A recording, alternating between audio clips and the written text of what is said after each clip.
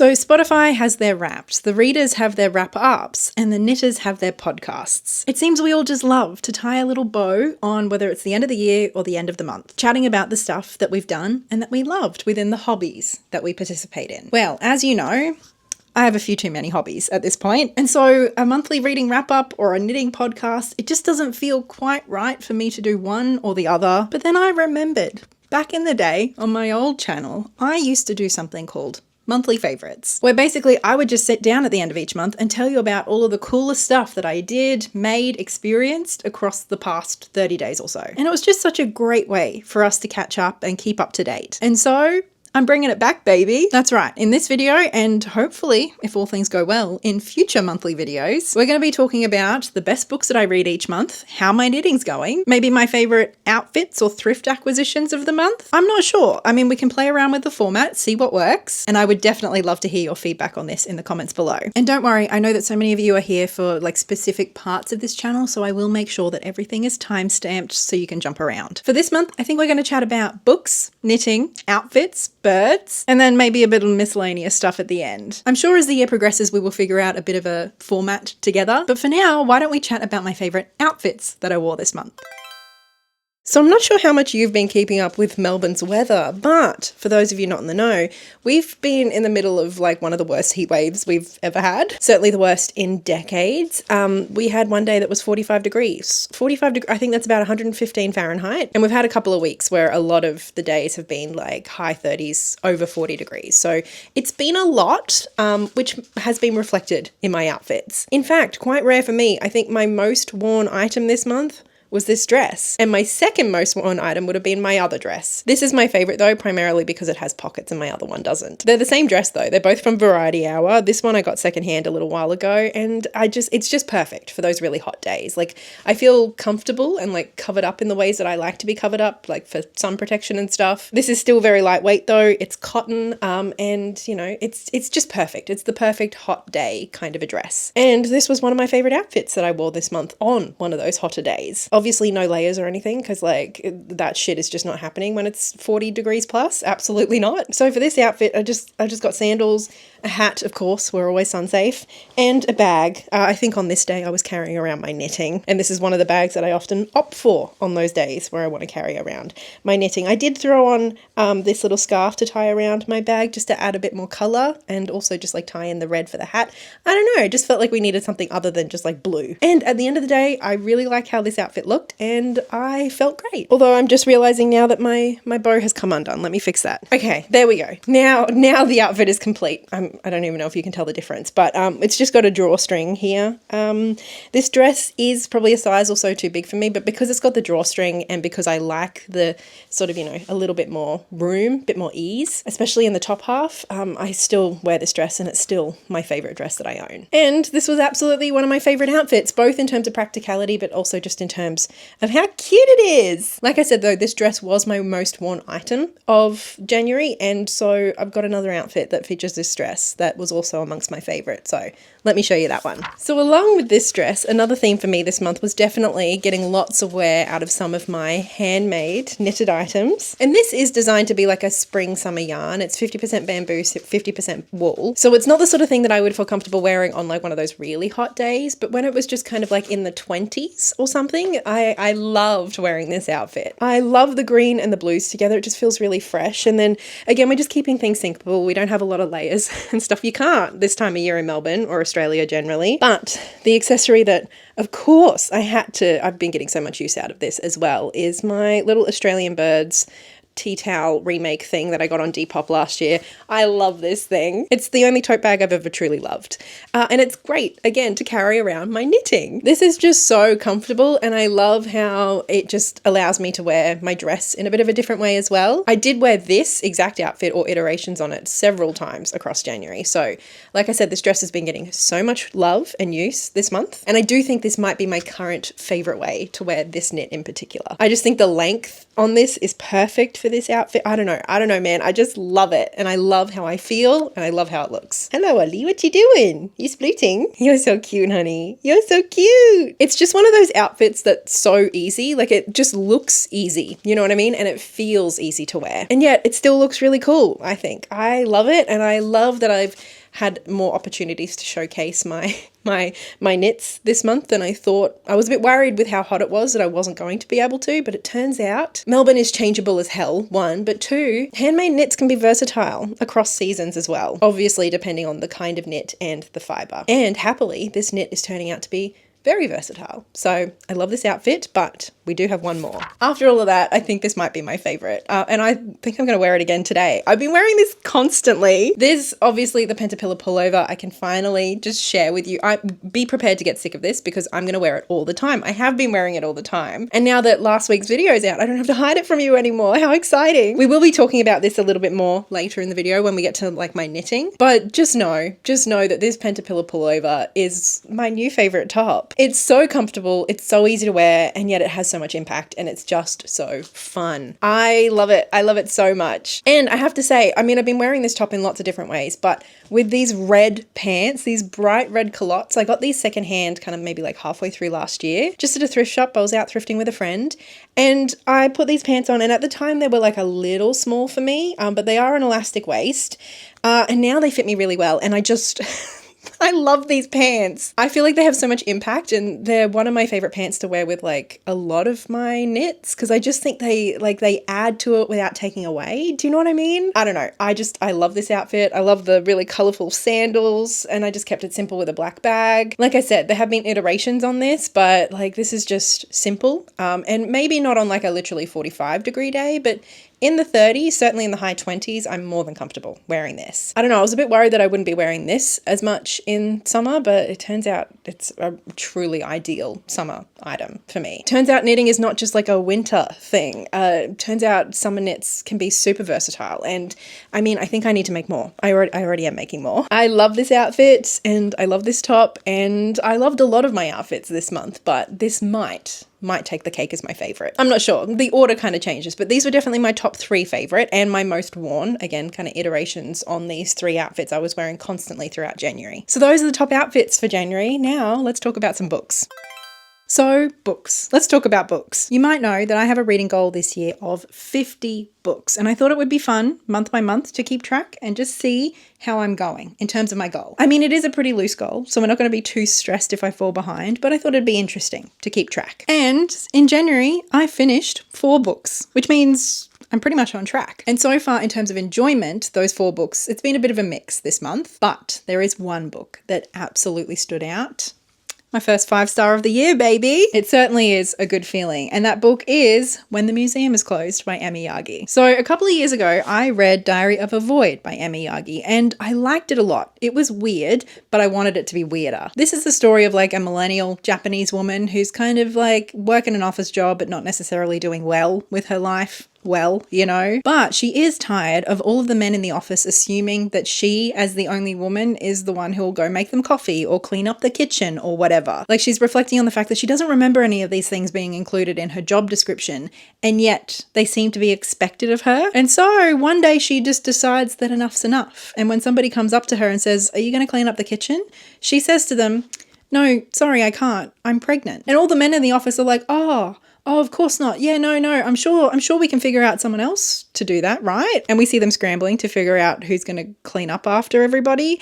But our main character just kind of commits to the bit. She starts booking in time off to go see the doctor. She gets an ultrasound. She starts going to like prenatal, soon-to-be mothers groups and stuff. Like, her whole identity becomes being a pregnant woman, to the point where we, the reader, aren't necessarily convinced that our narrator is a reliable one, you know? And I just loved that. I love that combination of like commentary around patriarchy and women in the workforce mixed with something a little bit absurd. However, the ending just kind of didn't go there, you know, in the way that I was hoping. So when I saw that Yagi had come out with a new book, I was keeping my fingers crossed that she was going to go there this time. And I think she did. I really think she did. I loved this. I really don't think this is a book for everyone. I don't think that this is some like masterclass or anything, but this is just such a me kind of book. Again, we're in Japan. We meet a woman, I don't know, somewhere in her 20s or 30s, who did all the things that you're supposed to do, but is now just kind of like flopping about in her life. She went to university and learned how to speak like fluent conversational Latin, a very unique, specific skill that isn't necessarily helping her out in the job market. But we meet her when she does get an opportunity to use these skills of hers, because she is hired to go and talk to the statue of Venus in a private museum. Because obviously the statue of Venus,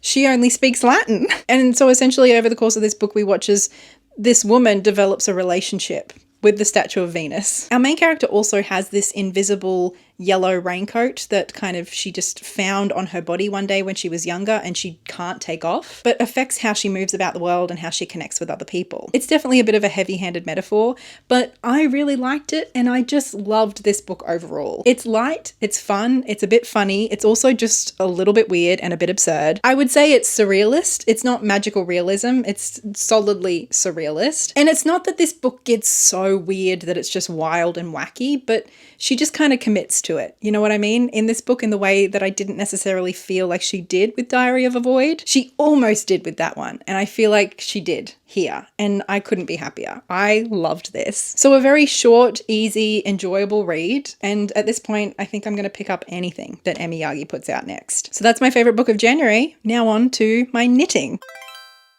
Welcome to the Knitting Den. Let's talk about my knitting. So I've actually only completed so far this year 2 projects, although I am going to include 3. So very late December, I finished, as you saw just last week, my Penta Pullover in the Noro Natsumeki yarn. Did a whole like hiring an index stylist to tell me what to knit kind of a thing. If you missed it, it was so much fun. I will leave a link in the cards above for you to check it out. So I did finish this late December, but now that you have seen the vlog, I can finally talk about it freely and wear it on the channel. I've been trying to hide it from you mostly this whole time. It's been very hard because I love this thing. I have been wearing this so much this January. It's just so easy to wear for me. It's just like such an easy size and shape. Boxy, a bit oversized, but not super, super baggy. And obviously these colors, I just love these colors. They go with so much of my wardrobe, but this is also just such like a fun top, you know? It really stands out regardless of what I choose to pair it with. And can you believe James N. Watts even commented on my Instagram photo where I posted, like, excuse me, sir? Excuse me? Legend, icon. I do want to knit more James N. Watts patterns because I just had so much fun with this. Like I said in that video, I even want to make another Penta Pullover. It was just so much fun, and obviously I've ended up with an item that I'm obsessed with. Do you want to come up, Ollie? Come on then. Come on, come. Yeah. She has some little stairs back here in case that wasn't clear. You want to come here? You can come here. We're just talking about knitting. Now, you might think that the next thing that I made was also the thing that you saw in that video, but actually my next finished object I also loved and I was wearing so much until just yesterday actually. I accidentally felted. This is the first time I've done this to one of my knitted items. I made a pair of socks. You saw my dad was my Secret Santa and he got me some really lovely sock yarn for Christmas. Thank you so much, Dad. I'm so sorry I've ruined them already. I've been wearing them so much that just the other night, you know, it was kind of getting warm, so I pulled them off before I went to bed. And I don't know about you, but when I am going to bed a bit late, like I end up with just like a little pile of my clothes on the floor from that day that I then pick up and put in the washing machine the following morning, which is what I did. And I just kind of forgot these socks were in there. Now I don't do washing on like super high temperatures. It's just like a 30-degree, like a gentle cycle, but clearly it was enough. It was enough to ruin my lovely socks. And I'm really sad about it because these were the 4th socks I had made.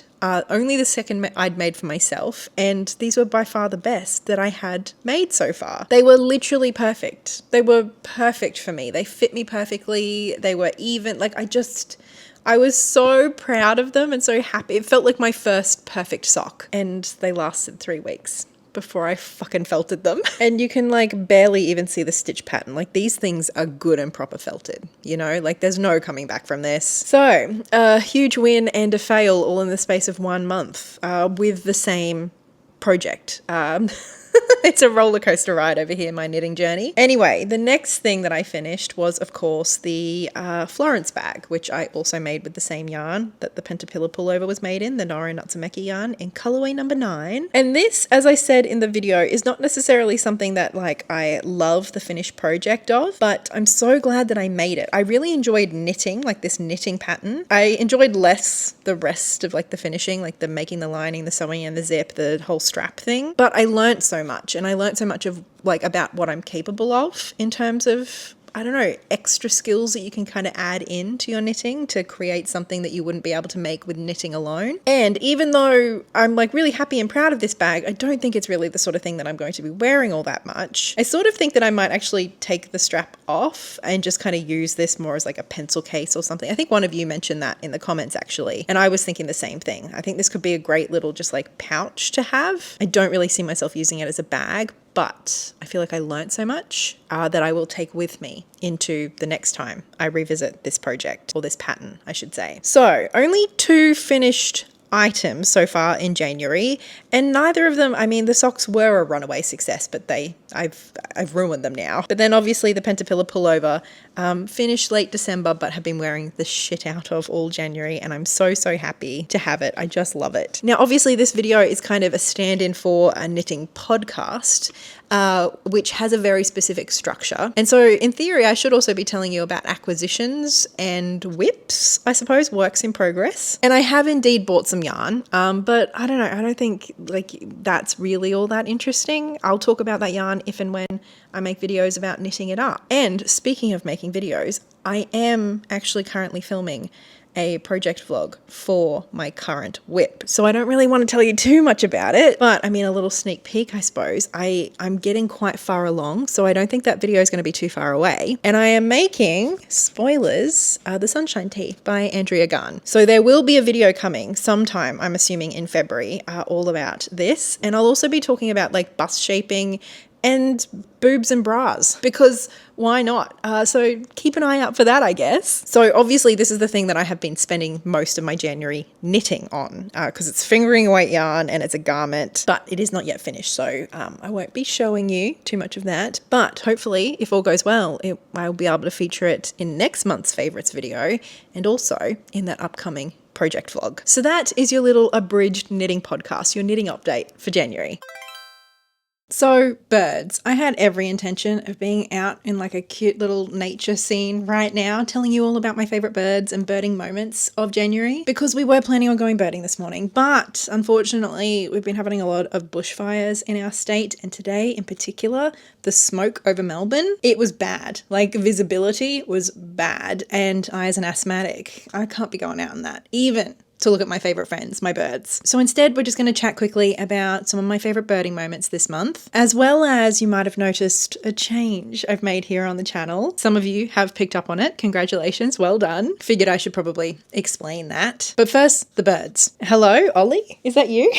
Ollie's just let herself in apparently. So Miss Ollie will be joining us for the remainder of this. Okay, birds. Our best birding moments. Like I said, there's been a lot of fires and smoke and stuff, so we haven't been out birding as much as I would have liked this January. I did also have a minor knee injury that did hold us back a little bit, but I would say our best birding moments were definitely seeing a red-necked avocet on the very 1st of January, which was a lifer for us. A lifer is just birding lingo for it's the first time that we've logged it, the first time that we've identified it since we started birding. Unfortunately, we didn't get any great photos of the red-necked avocet for me to share with you. They were very much off in the distance, identifiable, but not like in a pretty photo. However, just to celebrate and kind of like mark the occasion of a lifer on the very 1st of January, I decided to do a little painting of a red-necked avocet. I have already shared this with you, but just in case you missed it, here's my painting. It was just something I did, you know, obviously I'm still learning to paint. I'm just playing around. I'm just having fun. But I love painting, especially birds, because it feels like, obviously I just love birds.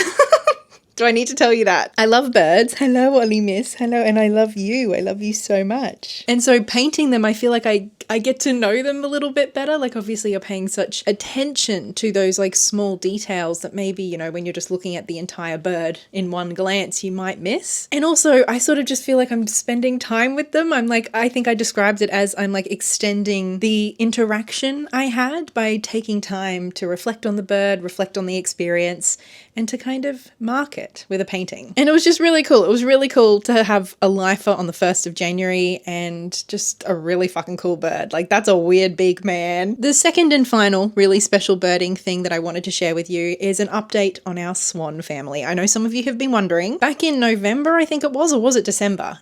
We had 2 local swans have a little family in our area. The parents did move the cygnets away, which was great. They were in a much better spot, I think. And so earlier in January, we did head out to see if we could find them, and we did. We got a good look at the entire family, all 5 cygnets doing so well, literally tripled in size since the first time that we saw them when they were like less than a week old. They were getting grey and so fluffy, and you could just see them starting to do like feeding behaviors on their own and kind of like copying their parents, having cute little interactions with each other. Like they felt like children rather than babies this time, if that makes any sense. And so I literally cried seeing them. The fact that all 5 were doing so well, like just exceeded any expectations that I had that very first day when we saw them. I will say that we haven't seen them since like mid-January, and nobody has reported them in the area since mid-January. I haven't heard anything about anything horrible happening to them, and I feel like the community would have been talking about it by now. So I think they might have moved on, which swans do,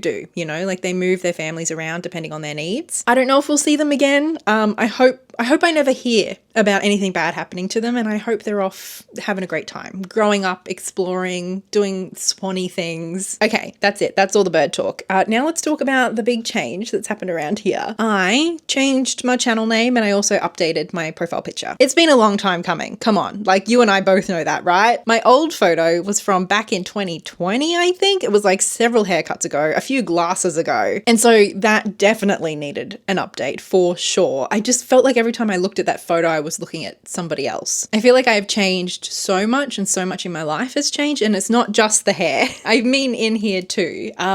So much has changed that I kind of felt like it was time for a refresh. And I wanted something that just felt like it represented me a little bit better. And I feel like this picture does. Blair took it, in case you were wondering, our wonderful photographer Blair. He and I are both picking up a handful of hobbies apparently the last few years. It's great. So I knew I wanted to change my picture. It was time. And I kind of had been thinking for quite a while that I did want to also change my channel name. I forget sometimes that not all of you have followed me for like ages and you know the whole story. So I'm gonna fill you in just in case. Before this channel, I had a different channel that I made videos on for like 10 years, and it was called Katey Flowers. It was primarily a tarot channel where I spoke about tarot cards and collecting and reading tarot, and it was a great time. And so many of you are still here from that time. Hi, thank you for being here still. Anyway, the Katey Flowers name was something I was very deeply attached to because it actually originated even before that tarot channel, back in, I think, 2012, when I was hospitalized and first diagnosed with bipolar, which we now know was a misdiagnosis. But at the time, it was a very intense experience. And so I had created this like online journal, essentially, that doesn't exist anymore, to document, but I think more just to process what I was experiencing. And I called that space Ebbs and Flowers, obviously a play on the saying ebbs and flows, but I wanted it to have like a positive, optimistic kind of spin. And so Ebbs and Flowers. And when a few years later, I decided to set up a YouTube channel, I didn't really think about it all that much in terms of a name, a channel name. I just took the flowers from Ebbs and Flowers and called it Katey Flowers. And to me, the flowers has always been a verb, not a noun. As in flowers, flowering, something that you do. As in Katey Flowers, you know what I mean? A little cheesy, yes, but it always meant so much to me. Anyway, 5 years ago or so, when I decided it was time to move on from my tarot channel and start a new one, I obviously needed a new name to kind of like separate the two spaces. So I landed on Katey one more time, and like, I get it. It's like Katey, something new, something extra. It's kind of cute, it's kind of fun, but I was never attached to it in the same way. I never loved it in the same way, and that was okay. But I suppose with the change in the photo, I just felt like it was time. I knew I could never go back to Katey Flowers, even though I still have so much love in my heart for that name, because especially now finding out that I'm autistic and just like how much has changed in my life, especially in the last 2 years, I feel like I'm a completely different person in so many ways. I feel like the Katey Flowers chapter is done. And the Katey One More Time doesn't really feel like a chapter in and of itself. It almost feels like not a placeholder, but more like this temporal space, this limbo space that I was occupying until I was ready for my next chapter. And I just kind of feel like my next chapter is here. I feel like I've been growing into it over the last year or so. I'd been kind of tossing around a few things over the last year or so, and then the other day it just came to me. Color Me Katey. It's simple, it's fun, it's cute, and I feel like it captures something about who I am and what I do without being too specific or narrow. And I just really like the sound of it. I don't know what to tell you. So I'm Color Me Katey now. Welcome to the new chapter, the new era. I don't know how long this one's gonna last for, but I am thrilled to have arrived. So that's it really. That's the new channel name, that's the new picture, and I suppose also this is hopefully the beginnings of what's going to be our new monthly favorites format. As I said, I definitely am keen to hear your feedback on this format, this video, and what you'd like to see going forward. I think it'll be nice to have a kind of like a place to check in every month and just like sum everything up and talk about the happy, great things. I don't know. I think it'll be nice. And with that, we've got a nice, neat little bow on January. Thank you so much for spending your time with me. And thank you, of course, as always, to my lovely patrons over on Patreon who tip me every month so that I can keep making these fun, thoughtful, playful videos for you each week. An extra big special thank you to the very generous Hayley, Belinda, and Livia. I appreciate all of these folks and I appreciate you spending this time with me. I will see you again next week for something entirely different. Until then, so much love. Bye.